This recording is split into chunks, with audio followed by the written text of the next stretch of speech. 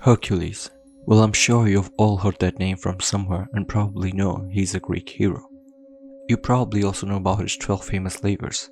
After all, you people have watched a Disney movie, watched cartoons and played games about this character. Well, turns out the stories about him are not that simple it seems to be. First of all, the name is not Hercules. It's his Roman name. His real Greek name is Heracles, which means glory to Hera. This name has a lot of meaning or implications to how it can be interpreted. Unlike Disney showed, he and Hera does not get well together, and thus he was given this name to please Hera. Although one can also say this was a way to taunt Hera, as no matter how much she tries to hurt or kill him, he always overcomes every obstacle in his path. As I mentioned in my previous video of Perseus, Heracles himself is a descendant of Perseus. His mother Alcmene is a granddaughter of Perseus, making Heracles the great-grandson to him. It all started when Zeus, king of the heavens and supreme ruler of Olympus, caught an eye on the lovely mortal Alcmene, the granddaughter of Perseus. He sneaked into Alcmene's chamber by shapeshifting into her husband, Amphitryon. Zeus and Alcmene united in the act of love which resulted in the birth of Heracles.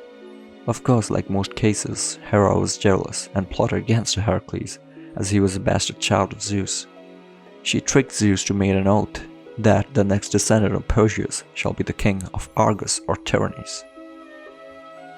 Knowing Heracles was about to be born, Zeus gave the oath as this is profited to his son to be the king.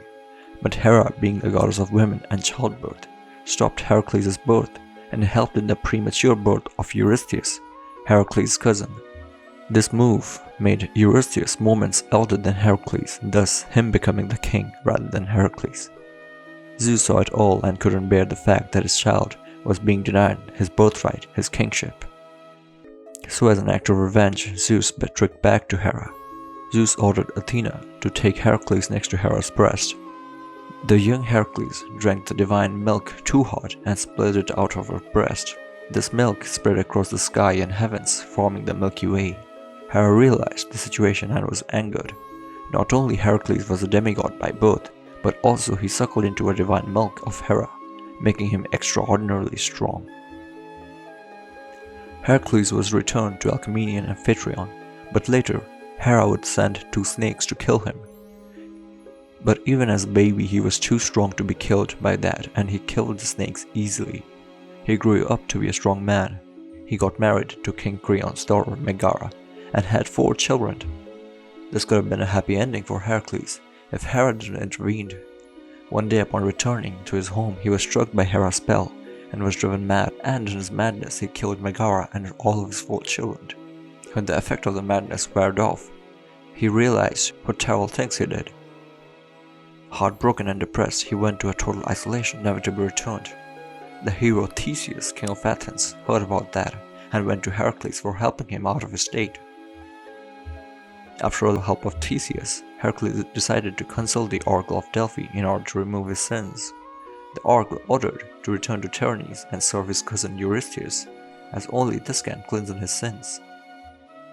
He did as the Oracle ordered and went to King Eurystheus. This is the reason that led to the 12 famous labors that Eurystheus ordered him to do. Well, there are originally 10 labors, but Eurystheus dismissed 2 of them and later added 2 more. Well, you see, these labors that we talk about is not only glorious journey of Heracles, but also a hope of redemption for his sins. In short, the labors are impossible tasks that Heracles had to perform in order to redeem him. The first of which, killing the Nemean Lion, perhaps is the most famous labor of all. This was an ordinary lion, but was a terrifying monster, and no weapon can pierce its skin. Heracles defeated it with bare hands, and skinned off the lion by using its very own claw. He wore the skin as a symbol of glory and victory, which also served him as an armor that could not be penetrated by any weapon. The second task is to defeat the Nemean Hydra.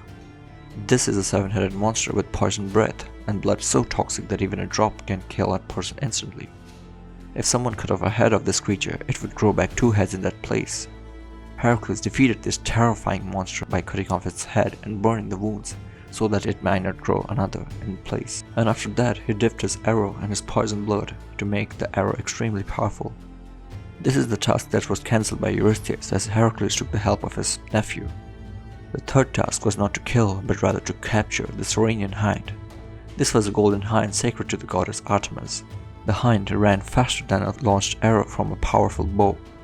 Thus, the chase of this hind continued for 1 year, and at the end the hero was successful. The fourth task was also to capture the Erymanthian Boar, which he also accomplished. He grabbed the boar and took it to King Eurystheus. The fifth job was neither capturing nor killing, but rather something different. He was sent to clean the Augean stable in 1 day, which holds more than 3,000 cattle. Such a task is virtually impossible, as it is a huge stable, so he changed the path of the river as fierce, driving it towards the stable, thus cleaning it in the process. This task was also disregarded by Eurystheus, as he said the job was done by the river and not Heracles. The sixth task was to kill the Stampelian birds. These are man-eating birds with beak of bronze and razor-sharp feathers that they can launch into their enemies. Heracles went and slew them by shooting them with the Hydra venom arrows. The seventh labor was to capture the Cretan bull, the father of Minotaur, that the hero Theseus kills. Heracles captured it easily and carried it to Eurystheus. The eighth labor was to steal the mares of Diomedes. These mares are extremely violent man-eating mares, and their master Diomedes would feed innocent humans to them. Heracles punished the evil Diomedes by feeding him to his very own mares and then tying their mouth and dragging them to Eurystheus. The ninth task was to retrieve the girdle of Hippolyta, queen of Amazons. This is regarded as a fairly risky task, as the Amazons were fearsome warriors, the daughters of Ares. So Heracles brought several companions, including the hero Theseus, who fought against the Amazons and helped Heracles to complete the task. The 10th labor was to take the cattle of Geryon, the monster. This is a monster with 3 heads and 6 arms, and was extremely fearsome. Heracles defeated the monster by shooting it with the Hydra venom arrow, and retreated his cattle. The 11th task was to steal the golden apple of Hesperides. This is a sacred apple in the garden of Hesperides, protected by a fearsome 100-headed dragon, Ladon. For this task, he asked the help of Atlas, the titan that was holding the heavens. But Atlas had to leave the heavens for Heracles to hold while he took the apples. Upon returning to Heracles, he thought of a chance of escaping from holding the skies. Heracles tricked him by saying he can hold the skies, but Atlas needs to hold it just for a moment so he can fix his cloak. Heracles gave the sky to Atlas and leaves him for good, ditching him in the process. The 12th and final labor included to straight go to the underworld, the kingdom of Hades, the god of death, and bring Kerberos, the 3-headed hellish hound. The fearless hero went down to the realm of the dead and encountered the god of death himself. He allowed Heracles to fight Kerberos, but only without weapons.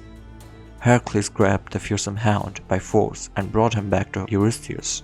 Eurystheus was so scared by seeing it, he ran away into a bronze chamber, thus Heracles redeeming himself. Completing this task was no easy job and required years of efforts and power. This entire labors was 10 years long. The labors of killing the Nemean Lion or Hydra or fighting the Amazon required strength and courage. The capture of Erymanthian Boar or the Golden Hind required immense patience and dedication, while cleaning the Augean stable in a single day and stealing the golden apple. Heracles used cunningness and wit. This portrays Heracles as being the master of not only one quality but many, that makes him the greatest of all heroes. These are the feats and accomplishments that earned him the title Greatest of All Heroes. His story ended with his death by the hands of his third wife, Deianira. She poisoned him by the very poison present in the Hydra blood, but even that deadly poison was not enough to kill the great hero. But he certainly got extreme pain by that. So he went on Mount Eta and placed himself on a funeral fire to burn his mortal self, thus his soul ascending to the heavens, becoming a god in the process. He was taken by a golden chariot sent by the gods to him to take to Olympus and marry Hebe, the goddess of youth, and he lived beside the gods himself forever. He was so great that even his death was glorious, and he would be immortalized by time, for his name would be remembered forever.